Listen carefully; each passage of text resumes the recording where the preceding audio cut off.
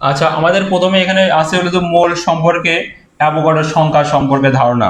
মোল আমরা পড়বো, মোল কাকে বলে, অ্যাভোগাড্রোর সংখ্যা কাকে বলে, তরল এবং গ্যাসের ক্ষেত্রে দ্রবণের মোলার আয়তন, মোলার দ্রবণ, মোল সংখ্যা এবং আয়তন, ঘনমাত্রা সংক্রান্ত অ্যাসিড বা ক্ষারের যে প্রশমন বিক্রিয়াগুলো আছে আমরা সেগুলো পড়বো। তাহলে যে প্রশমন বিক্রিয়াগুলো আছে আমরা সেগুলো পড়বো। তাহলে যে প্রশমন বিক্রিয়াগুলো আছে আমরা সেগুলো করব। তাহলে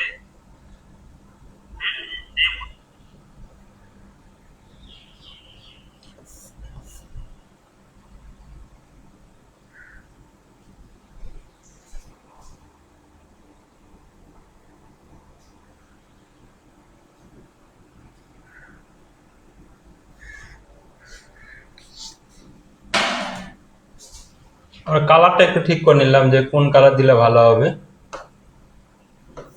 আচ্ছা, আমরা এই কালারে নেই। যে প্রথমে হলো কি আছে যে মোলার দ্রবণ কি, আমরা প্রথমে এখানে আছে আমাদের এই নোটে আমি যেটা দিয়েছি সেটা হচ্ছে মোলার দ্রবণ কি। তাহলে আমরা প্রথম যেটা আমরা পড়বো সেটা হচ্ছে মোলার দ্রবণ কি। তাহলে মোলার দ্রবণ কি সেটা যদি আমরা পড়তে হয়, তাহলে এই মোলার দ্রবণ হলো তৈরি করব কিভাবে। মোলার দ্রবণ তৈরি করতে হলো আমাদের নির্দিষ্ট তাপমাত্রা ঠিক থাকতে হবে। নির্দিষ্ট তাপমাত্রায় 1 লিটার দ্রবণে 1 মোল দ্রবীভূত থাকলে তাকে 1 মোলার দ্রবণ বলে। তাহলে 1 লিটার আমরা তরল পদার্থ নিলাম, 1 লিটার দ্রবণে 1 মোল গ্রাম দ্রবীভূত থাকলে তাকে 1 মোলার দ্রবণ বলা হয়। তাহলে সেটা তাহলে কেমন হবে যে এখানে বললে 1 লিটার, তাহলে আমরা কি দেব 1 লিটার দ্রবণ, 1 লিটার প্লাস আরেকটা কি বললো 1 মোলার 1 মোল দ্রব, 1 মোল দ্রব কি বললো 1 মোল দ্রব। তাহলে 1 মোল দ্রব, তাহলে শর্ত হচ্ছে 1 লিটার আমাদের দ্রবণ মানে পানি হতে পারে, 1 লিটার পানি বা তরল পদার্থের ভিতরে দ্রব্য দিব আমাদের 1 মোল। এখন 1 মোল বলতে কি বোঝাচ্ছে, 1 মোল যদি আমরা বলি যে কি দিব যে আমরা 1 মোল যদি আমরা বলি এখানে 1 মোল সোডিয়াম ক্লোরাইড দেব, তাহলে সোডিয়াম ক্লোরাইড 1 মোল কতটুকু, তাহলে সোডিয়ামের কত 23 আর এটা হলো ক্লোরাইড হলো 35.5, যোগ করলে যতটুকু হবে ঠিক ততটুকু আমাদের দ্রবণ যোগ করতে হবে। তাহলে কত হবে 5 আর 3 8, তাহলে হবে কত 5 আর 3 8, 5 3 8 58.5 গ্রাম যদি আমরা সোডিয়াম ক্লোরাইডের দ্রবণ তৈরি করি তাকে বলা হবে 1 মোল দ্রবণ বা 1 m দ্রবণ। আশা করি এটা বোঝা আমরা সবাই স্পষ্ট বুঝতে পারছি। তাহলে নির্দিষ্ট তাপমাত্রায় 1 লিটার দ্রবণে 1 মোলার দ্রবণ থাকলে তাকে 1 মোলার দ্রবণ বলা হয়। তাহলে বলছে সেমি মোলার দ্রবণ কি, সেমি মানে কি সেমি ফাইনাল মানে অর্ধেক। তাহলে 1 লিটার দ্রবণে তাহলে পয়েন্ট কত হবে 1 লিটার 0.5 আর এখানে হবে 0.5, তাকে বলা হবে সেমি মোলার দ্রবণ। তাহলে মোল থাকবে কতটুকু 0.5 মোল থাকলে, অর্থাৎ ওখানে আমাদের 98.5 এর অর্ধেক থাকতে হবে। তারপরে কি 1 মিটার দ্রবণ যদি 0.1 মোল দ্রবণ থাকে তাকে বলা হবে ডেসিমোলার। ডেসি বলতে হচ্ছে 1/10, ডেসি বলতে হবে 1/10, তাহলে ডেসি বলতে হবে 1/10, 1/10 কে আমাদের লেখা হয় 0.1 এটা। তাহলে এক্ষেত্রে কত হবে তাহলে 0.1 থাকবে, 0.1 বলতে হলো 1/10 মোল। তাহলে 1/10 মোল দিয়ে দ্রবণ তৈরি করলে সেটা হবে, কিন্তু এটা কিন্তু সবার ক্ষেত্রে কমন, সেটা হবে 0.1। আবার দেখেন তো কি হয় হাফ হতো একটু আগে যেটা দেখলাম, সেটা হাফ মানে এইরকম হাফ মোল। তাহলে হাফ মোল যদি দ্রবণ আমরা দেই তাহলে সেই ক্ষেত্রে তৈরি হবে এই যে হাফ, এটা হাফ বলতে 0.5 বা একে বলা হয় সেমিমোলার দ্রবণ। তাহলে কন্ডিশন কি 1 লিটার সোডিয়াম ক্লোরাইড, 1 লিটার দ্রবণ আর মোল কত আমাদের 1 মোল সোডিয়াম ক্লোরাইড বলতে ছিল কত 58 0.5, এখানে দেওয়া লাগবে 58.5 এর 10 ভাগের 1 ভাগ, অর্থাৎ এখানে লাগবে হলো 0.58 গ্রাম। আর এটা হলো অর্ধেক, তার মানে 0.58 এর অর্ধেক, 58 এর অর্ধেক, তাহলে 29.25 এত গ্রাম দিলে সেটা তৈরি হবে সেমিমোলার। আশা করি জিনিসটা বোঝা গেছে। তারপরে 1 মিটার 0.001 দ্রবণ থাকলে তাকে 0.01 বা সেন্টিমোলার দ্রবণ বলা হয়, কারণ 1 মিটার সমান 100 সেন্টিমিটার, অর্থাৎ 100 ভাগের 1 ভাগ, এটা হলো সেন্টিমোলার দ্রবণ। আশা করি যে এই যে মোলার দ্রবণ, সেমিমোলার দ্রবণ, ডেসিমোলার দ্রবণ, সেন্টিমোলার দ্রবণ, মোলার দ্রবণ, ডেসিমোলার দ্রবণ, সেমিমোলার দ্রবণ এবং সেন্টিমোলার দ্রবণ, এগুলো কিন্তু আমাদের সহজ। আশা করি এটা বোঝা গেছে। আমরা এবার নেক্সট যাই। এবার নেক্সট যেটা বলা আছে সেটা হচ্ছে কি 1 লিটার দ্রবণে 0.5 মোল থাকলে তাকে বলা হবে 0.5 মোল, মোলার দ্রবণ আর কি, এম। তারপর ডেসিমোলার বলতে আমরা যেটা বুঝি সেটা হচ্ছে 1 লিটার দ্রবণে 0.1 মোল দ্রবণ থাকলে তাকে বলা হবে 0.1 মোল। সেন্টিমোলার দ্রবণে থাকলে তাহলে 1 লিটার দ্রবণে 0.01 মোলার দ্রবণ থাকে তাকে বলা হবে 0.01। এবার আমরা দেখি সহজভাবে, যদি আমরা দেখি যে 1 মোলার দ্রবণে 0.1, 1 মোলার দ্রবণে 1 মোল, তাও আবার কি 1 মোল সমান কি 1 মোল পার লিটার। 1 এম বলতে আমরা বোঝাবো যে আমাদের 1 এম এর এটা কি, যে 1 এম মোলার বলতে বোঝাবে 1 কি হবে মোল পার লিটার, মানে 1 এম সমান, তাহলে কি হলো 1 এম সমান কি এখানে হবে 1 মোল পার লিটার।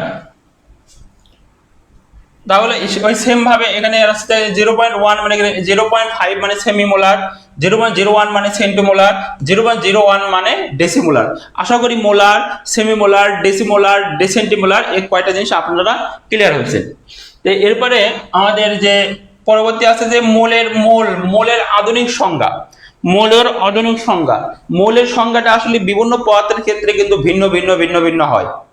তাহলে কমনটা কি 1 মোল দ্রবণ, কারণ আমাদের জানি যে 1 মোল কার্বন ডাই অক্সাইড যদি হয়, যেমন এখানে কি বলতে পারি 1 মোল কার্বন ডাই অক্সাইড সমান কত গ্রাম 44 গ্রাম, কারণ কার্বনের 12, অক্সিজেনের 2টা 16 16 32, একই জিনিস। আবার যদি এখানে আমি 1 মোল কি দিলাম শুধু অক্সিজেন দিলাম, তাহলে কত গ্রাম 32 গ্রাম। আবার 1 মোল যদি আমরা দেই নাইট্রোজেন দেই, তাহলে কত হবে, নাইট্রোজেন হলো 28 গ্রাম। এখানে একটা জিনিস খেয়াল করছেন যে সবই কিন্তু 1 মোল, কিন্তু এ পাশে কিন্তু ভর কিন্তু পরে ভিন্ন হলো।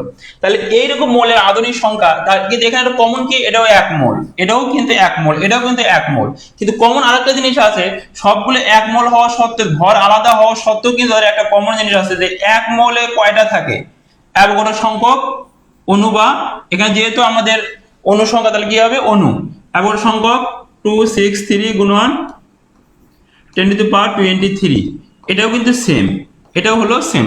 অর্থাৎ 1 মোল কার্বন ডাই অক্সাইডে কত সংখ্যক অণু থাকে অ্যাভোগাড্রো সংখ্যক, 1 মোল অক্সিজেনে কতগুলো থাকে অ্যাভোগাড্রো সংখ্যক, 1 মোল নাইট্রোজেনে কতগুলো অণু থাকে অ্যাভোগাড্রো সংখ্যক, অর্থাৎ 1 মোল সালফিউরিক অ্যাসিডে অ্যাভোগাড্রো সংখ্যা, 1 মোল কার্বন ডাই অক্সাইডে অ্যাভোগাড্রো সংখ্যা। তার মানে যে কোনো পদার্থের 1 মোল, যে কোনো পদার্থের 1 মোল 23টি অণু বা পরমাণু থাকে, যেখানে অণু থাকবে কতটি এতটি।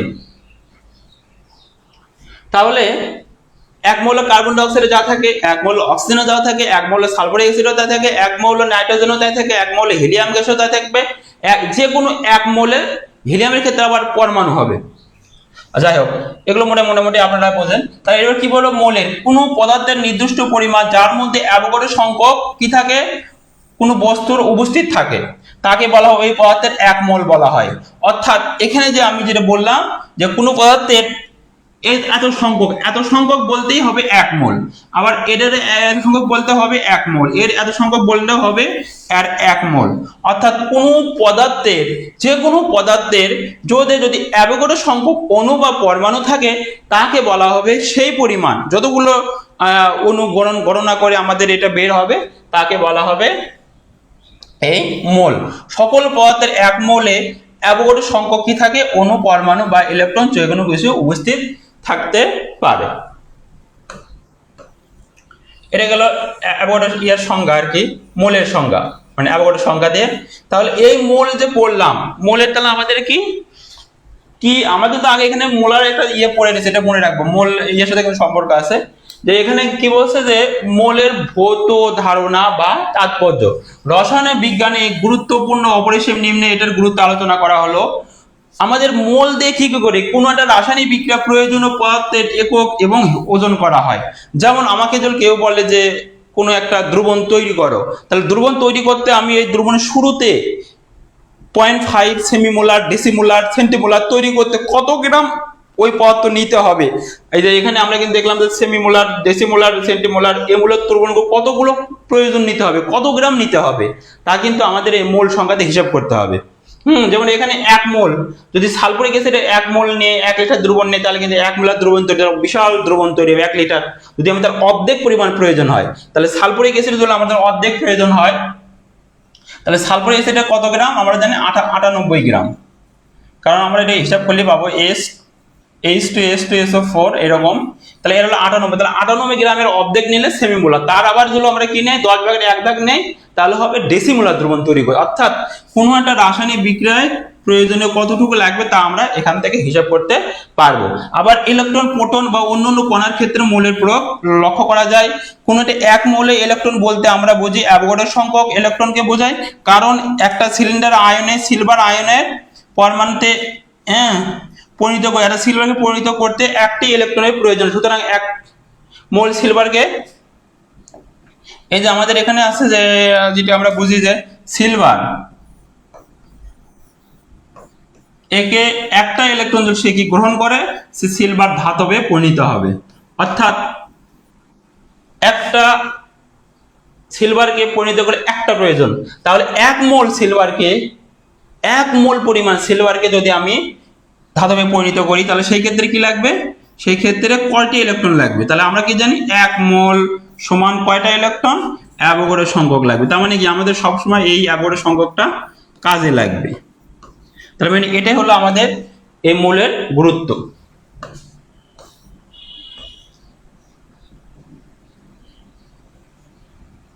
কি বলছে এখানে, 1 মোল সিলভার আয়নকে সিলভারের পরমাণুতে পরিণত করতে 1 ফ্যারাড বিদ্যুতের প্রয়োজন হয়।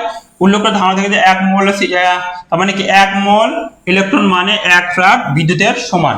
1 মোল ইলেকট্রন বলতে 1 ফ্যারাড বিদ্যুতের সমান। আমি চেষ্টা করব এখন থেকে কন্টিনিউয়াস এক্সামের সাথে তাল মিলিয়ে রাখে এর টাইমটা ঠিক করে আপনাদের সাথে আলোচনা করে টাইম ঠিক করব, করে রেগুলার এগুলো আমরা আলোচনা করলে তাহলে আমাদের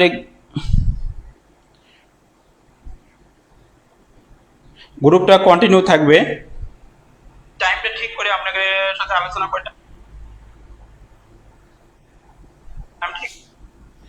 যাতে আপনাদের, আমার টার্গেট হলো মানুষের সেবা করা, জাস্ট আপনারা যাতে পাস করে জব পান আর কি, সেটা টার্গেট। যে যদি আপনারা পাস করে জব না পান বা পাস করতে না পারেন, বেসিকটা ক্লিয়ার না হন, আমার কাজ হচ্ছে সেবার দিকে যাওয়া, যে শিক্ষাকে আরো কিভাবে এই নিবন্ধনের ভিত্তিতে যাতে সবার একটু বেশি সংখ্যক মানুষকে আমরা ইনক্লুড করতে পারি। তবে আমরা চেষ্টা করব যে ভৌত বিজ্ঞানে অর্থাৎ স্কুল লেভেলে পুরোপুরি একটা ক্লাস আমরা কন্টিনিউ করব। আমাদের যে ব্যাচে যারা ভর্তি আছে সবাইকে একই ইয়েতে নিয়ে আসে, এই আমাদের কলেজ এবং স্কুল লেভেলের রসায়নের আমি চেষ্টা করব যে মোটামুটি একসাথে আমাদের কলেজে ইয়েটা নিয়ে মানে ক্লাসের ব্যাচটা এক্সামের ব্যাচের সাথে তাল মিলিয়ে রাখার জন্য। এখন থেকে আমরা রেগুলার নেব। এতদিন আমার একটা পার্সোনাল সমস্যা ছিল, অনেক সময় পাইতাম না। এখন যেহেতু পরীক্ষার সামনে আছে, সার্কুলার দিবে। এবার আবার দেখি এবার যে অ্যাভোগাড্রো সংখ্যক কি, অ্যাভোগাড্রো সংখ্যা কি।